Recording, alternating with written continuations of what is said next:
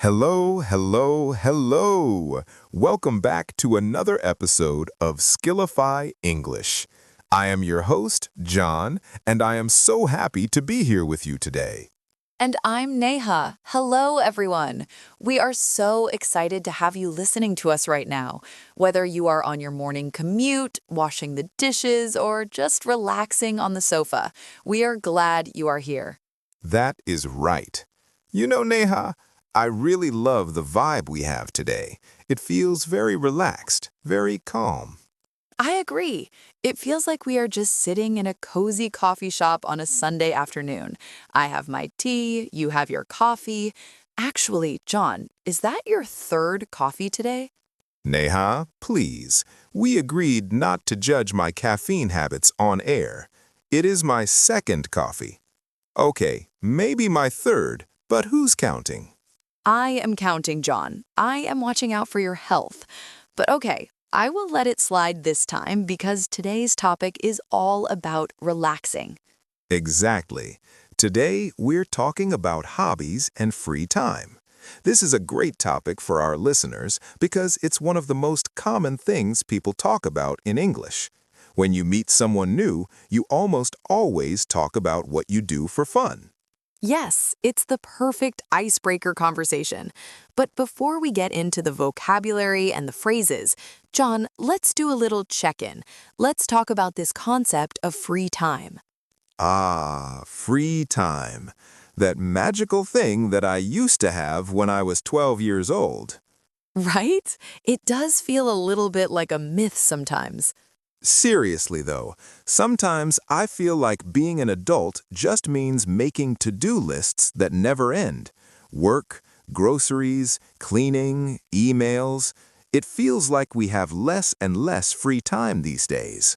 It really does. I read an article recently that said even when we have free time, we spend it looking at our phones, scrolling through social media. We aren't actually doing anything. We're just existing. That is such a good point. And that is exactly why hobbies are so important. They are not just for fun, they're actually necessary for our mental health. Absolutely. We need to disconnect. We need to, as we say in English, switch off. Switch off. I love that phrasal verb. It's like imagining your brain is a computer and you just press the power button to shut it down for a while. Exactly. When you are at work or studying English, your brain is on. It is working hard. A hobby allows you to switch off that work mode and turn on fun mode. It recharges your battery. So, if you're listening to this and thinking, I don't have time for a hobby, Neha and I are here to tell you, you need to make time. It is good for your soul. Okay, so let's get practical. Let's help our listeners with the conversation part. John, imagine I meet you at a party. A very boring textbook way to ask about hobbies is, what is your hobby? My hobby is collecting stamps. Yeah, you're right. It sounds very stiff, very formal. Nobody really speaks like that in casual conversation anymore. Exactly. If you ask, what is your hobby, it feels like an interview. So let's teach them some better, more natural alternatives. What is your favorite way to ask this, John? I usually ask, so what do you do for fun? Simple. Classic. What do you do for fun? It is open and friendly. Another one I use a lot is, what do you get up to on the weekends? Oh, that's a good one. What do you get up to? It just means, what do you do? But it sounds much more native. Right. And if you want to know if someone has a specific passion currently, you can ask, what are you into lately? I love that one. What are you into? It implies that hobbies can change. Maybe last month you were into cooking, but this month you're into yoga.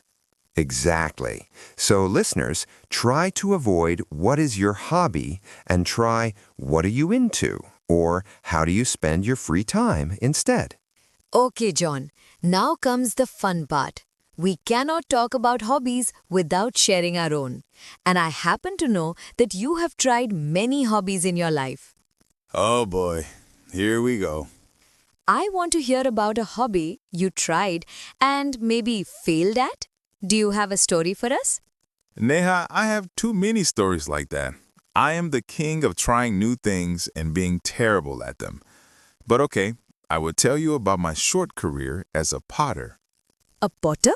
Like making ceramics? Yes, making bowls and vases out of clay.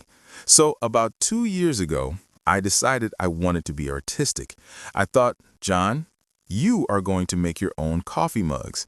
It will be so cool. That actually sounds like a lovely idea. It sounds lovely in theory. So I signed up for a 6-week pottery class. I bought the apron. I was ready. I walked into the studio, sat down at the pottery wheel, and the teacher gave me a big lump of wet gray clay. Okay, so far so good. The teacher explained how to center the clay on the wheel. You have to spin the wheel with a pedal and use your hands to shape the clay. It looked so easy when she did it. It looked like a dance. Let me guess, it was not a dance for you. It was a wrestling match, Neha. I pressed the pedal too hard. The wheel started spinning at 100 miles per hour. The wet clay flew off the wheel and hit the person sitting next to me right in the face. No way, you're joking. I wish I was joking. There was wet mud on his glasses. I was so embarrassed. I apologized about 50 times. But I didn't give up. I tried again. I tried to make a bowl, but every time I tried to pour the walls of the bowl up, it would just collapse. It looked like a sad gray pancake. A sad pancake. Oh, John. By the end of the 6 weeks, everyone else had made beautiful vases, mugs, and plates. Do you know what I made? What? I made one tiny crooked thing that I think is an ashtray. I don't even smoke. It is currently sitting on my desk holding paper clips. It is the ugliest thing I have ever seen. Oh, but it has character. It's a unique John original. That is a nice way to put it.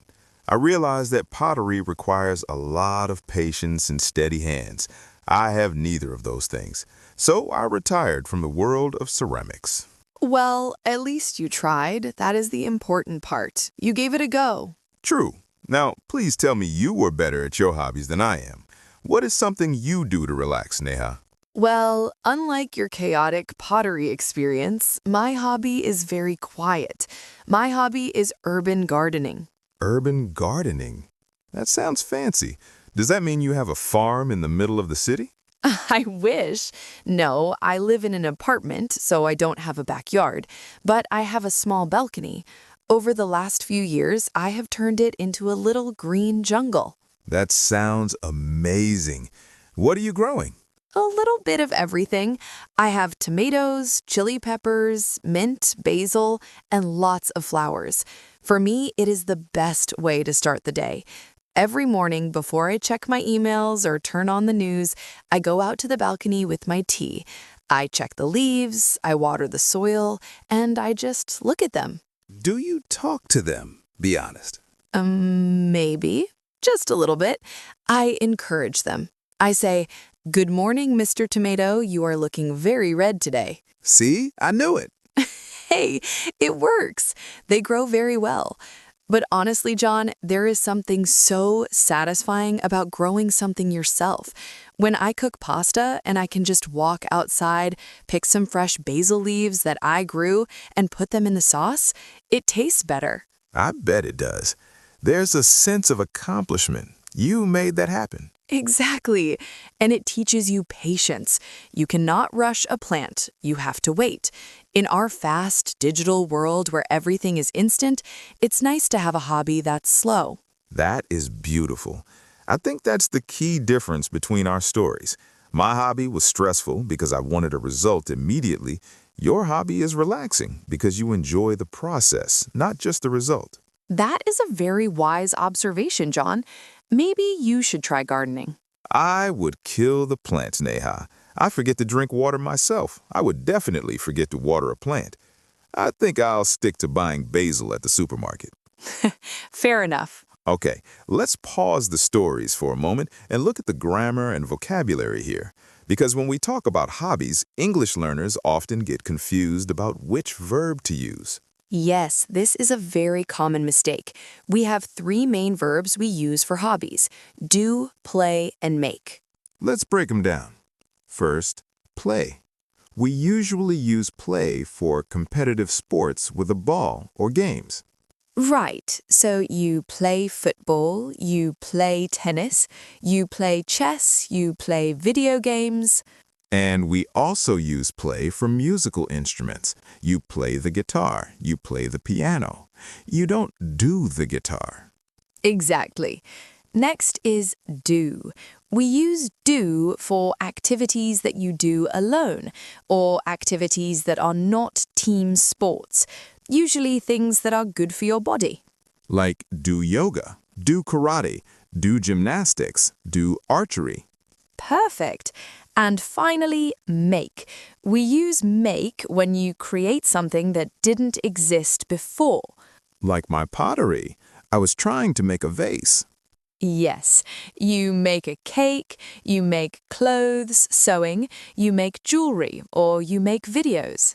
So to recap, play for games and instruments. Do for exercises and solo activities.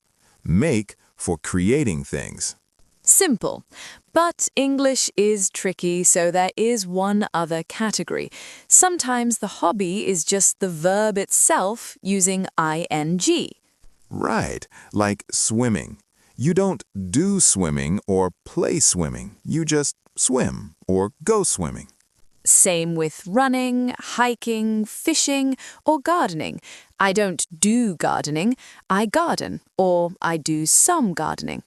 It's a little flexible, but if you stick to the play, do, make rule, you will be correct 90% of the time. Okay, John, I think it is time to slow things down a little bit. We have used a lot of great vocabulary in this episode. Let's do our word tour. I love the word tour. This is where we pick our favorite words from today's conversation and explain them clearly. I have the list right here. Neha, would you like to start? Sure. The first word on our tour is dabble. D-A-B-B-L-E, to dabble. That is a fun word to say. Dabble. What does it mean? To dabble means to try an activity for a short time, but not very seriously. You're just experimenting. Ah, like my pottery. Exactly. You dabbled in pottery. You weren't a professional, you just tried it out.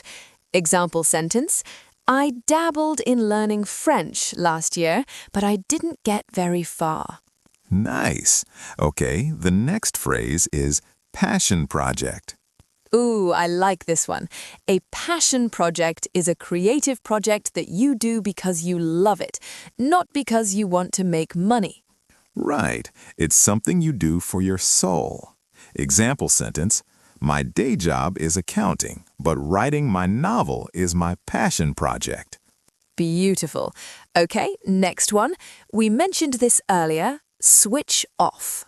To switch off means to stop thinking about work or stressful things and just relax.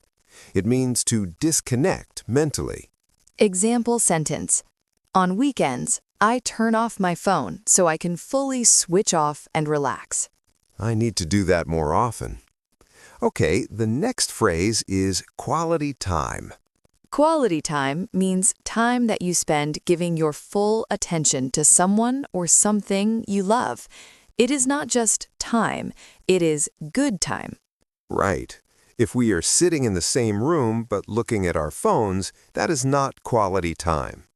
Example sentence: I love hiking because it allows me to spend quality time with my thoughts.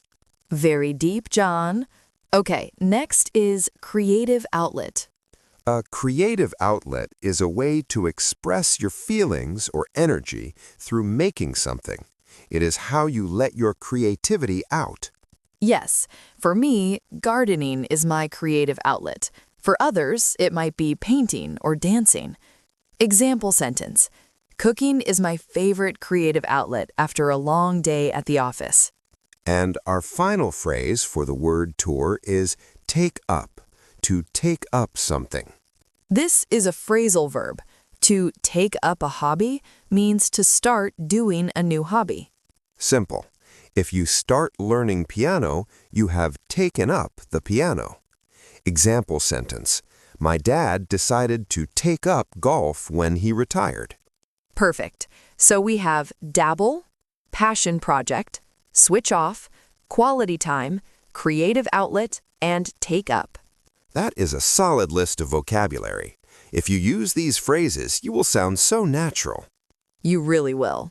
Well, Neha, talking about all these hobbies has actually made me want to try something new again. Oh no, John, please be careful. No more pottery wheels, okay? I was thinking maybe salsa dancing. Salsa dancing, okay. That sounds fun. Just try not to step on anyone's feet, okay? I make no promises. But seriously, hobbies are what make life colorful. It doesn't matter if you are good at them or bad at them. It just matters that you enjoy them. I couldn't agree more. It is about the joy, not the perfection. So, we have a question for you, our lovely listeners. We are already looking ahead to the future.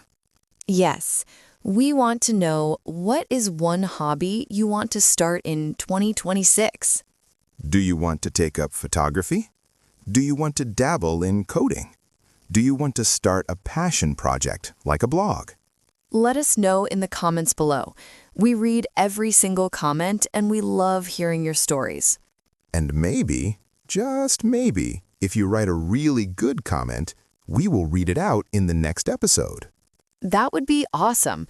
Well, John, I think my tea is finished. And my coffee is finished. Time to go switch off? Ideally, yes, but I think we have to go record the next segment first. The work never ends, but we love it. Thank you so much for listening to Skillify English. Keep practicing, keep listening, and don't forget to make some time for yourself today. Bye for now. See you next time.